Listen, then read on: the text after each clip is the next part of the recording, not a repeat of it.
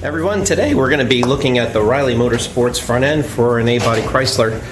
67 to 76 is what this particular product fits, and it comes with instructions, and I'm going to show you the layout right here on Classic Car Creations. Stay tuned.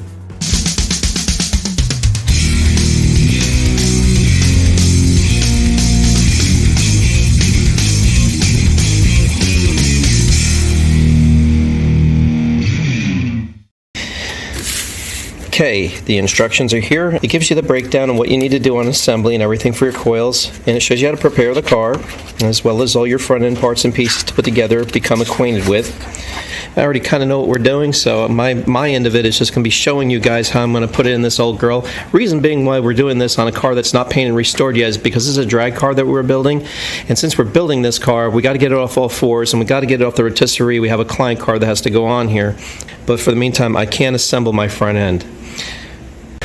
Okay, just a quick footnote with the Reilly Motorsports front end. For us guys owning a 73 to 76 A body, this bracket here,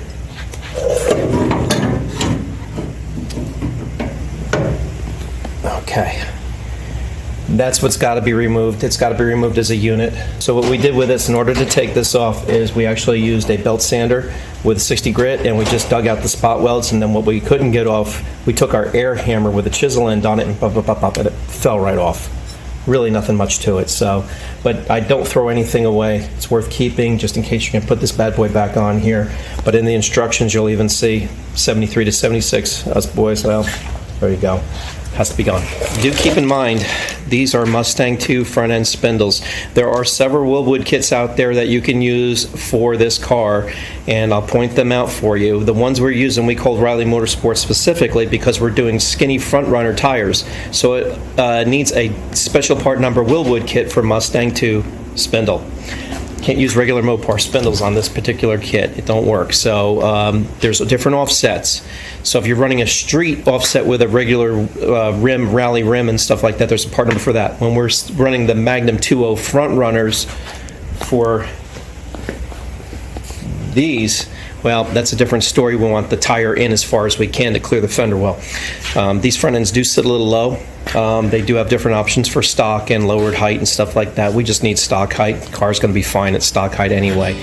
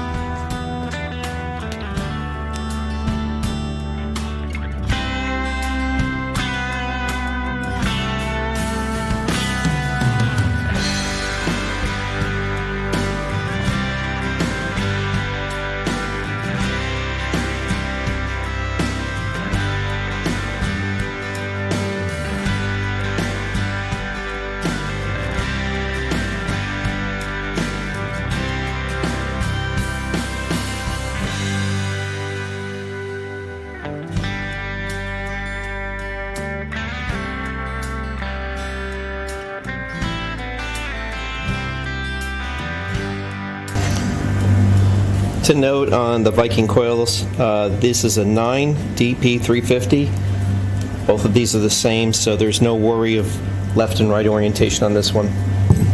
Basically cut and dry, never seize, run the bottom ring all the way down, the second one, and then your washer.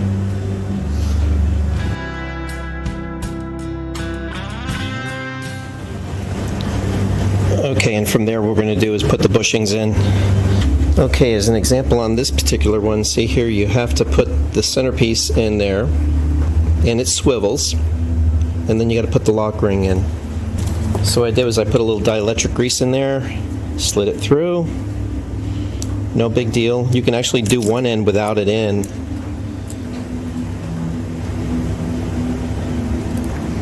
put that down in first.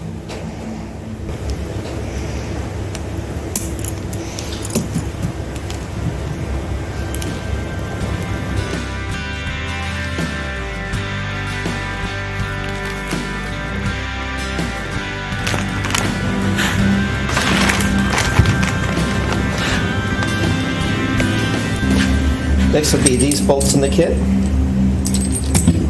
with these bushings.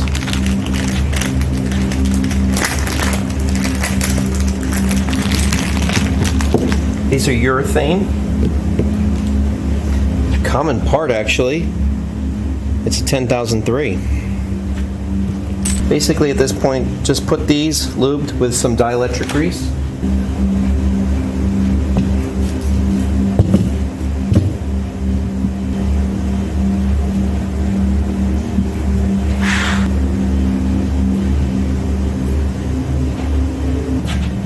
Now we're onto the tie rod ends, and I want to put a little bit of Never Seas in there. It's nothing big. You don't have to. It doesn't say it in the instructions, but I like to do that anyway.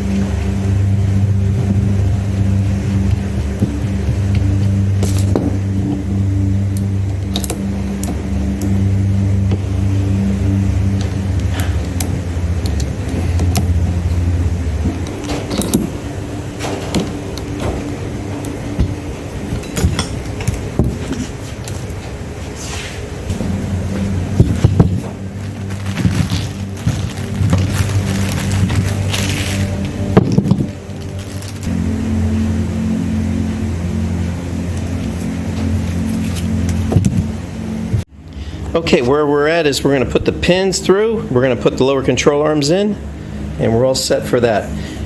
Okay, real simple, guys. The rod's going to go through, and then what you want to do is before you do that, you put these on the end here, and you're going to put the cup side towards the bushing like that, and they pop right onto the urethane bushings. Now, in order to hold the bushings in, I like to put a little bit of dielectric grease on the outside diameter. You don't have to if you don't want. It's not in the instructions, but it's nice. Just holds it real good. We're all set. And make sure that's your sway bar. That faces forward, and it's marked left. This is the driver's side.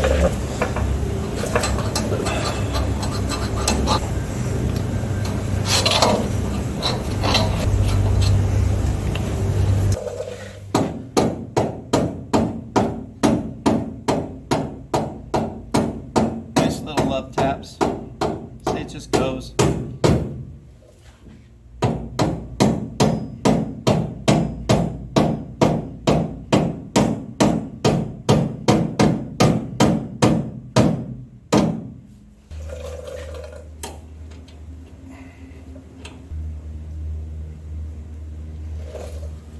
Okay, that just gets that side in.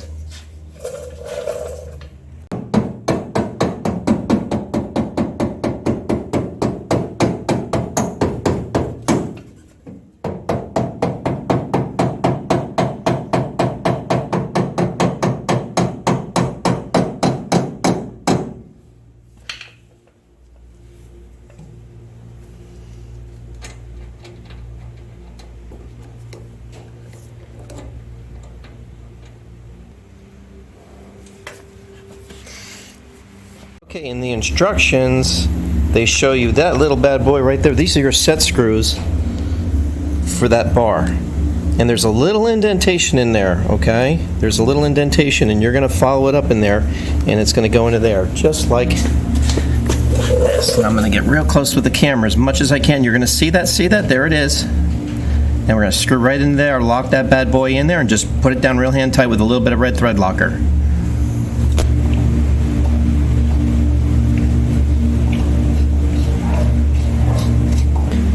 Now when you tighten this bolt down, it'll draw that hole and line it up with that machined hole. And then of course, when you're done locking this, you can tighten these to 25 foot-pounds and just run them down.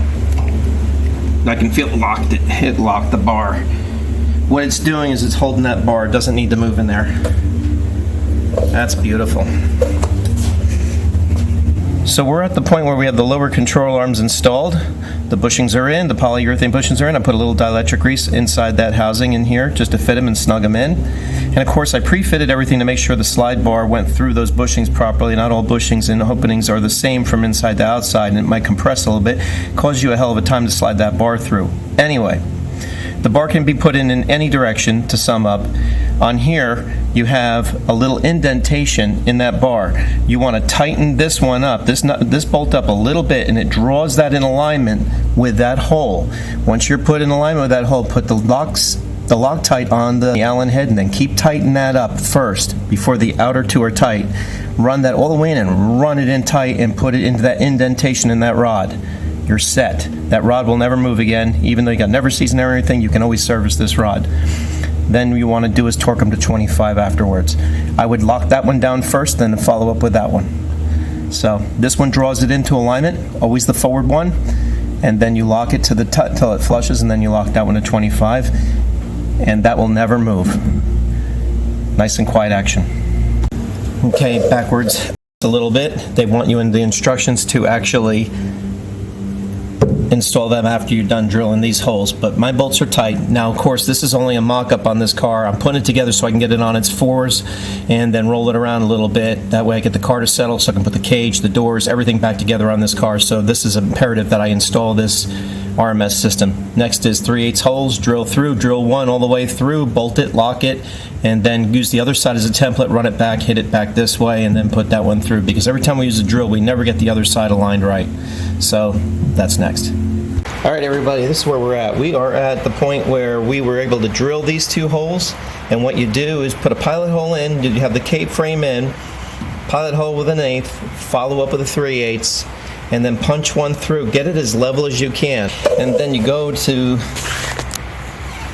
the other side, and you go to the other side there, and then you punch one through. Let's see if I can find it. Punch one through right there, and then you tighten that bracket down as best you can parallel to the chassis, and then go after that one right there. And that's what you get. So I didn't need to show the footage on it, it's just drilling and running it through, and don't clamp it down, just run it down. Again, for me, I'm just mocking this thing up right here, that's all we're doing. So alright, let's continue on. We're going to put the coils over in. For me, I'm not going to do much with these. You're supposed to run these down full tight, 50-60 foot-pounds. I think that's what it calls for in their manual, the instructions manual.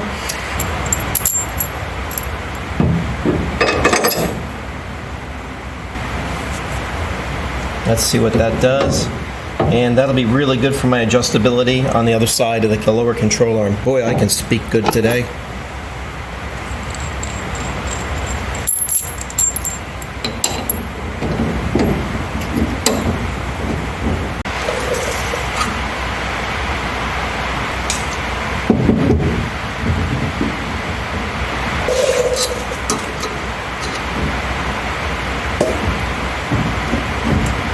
That spacer that was on there pops off, and that spacer goes back on when you put that nut down. It comps for all that. So as per manual now, we're at the upper control arm stage. Something they note here is may have to clearance this. We'll find out. More than likely I'm going to have to. Control arms, the uppers, self-explanatory. It comes in the kit. You thread these in, put a little never sees in here, 3 turns out each. Gives you an excellent starting point for centering this up, plus giving good thread contact. And you're using your eccentrics over anyway, so you're going to be able to adjust there.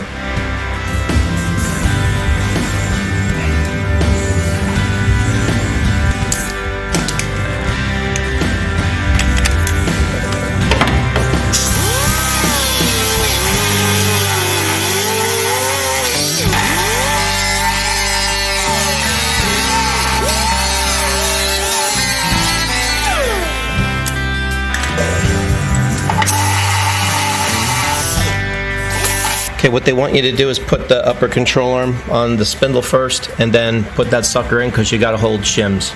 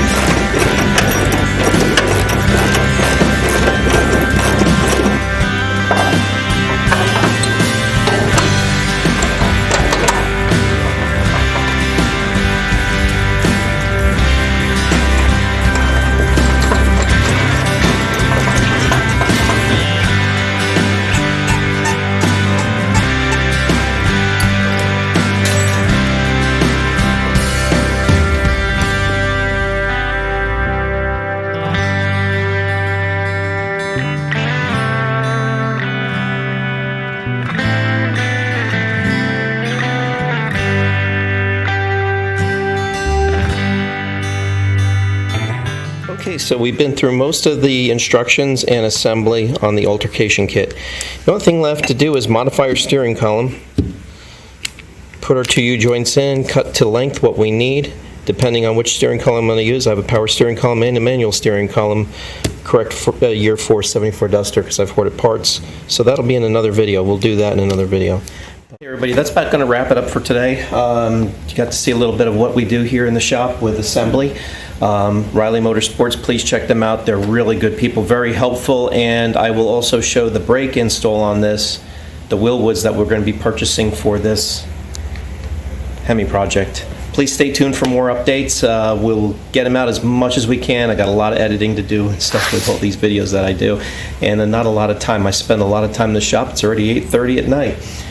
But anyway, to sum up, Reilly Motorsports, please check them out. Great front end upgrade. Easy peasy, man. Not much to do. Just plug and play. Nothing fought me. No impact tools, nothing. Just a matter of just fitting it all, going comfortably with it. Took me just a couple hours, and I'm taking my time doing it. Everyone, thanks so much for checking in, subscribing, watching us, and we'll get some more videos up as we go. Thanks everyone. Take care.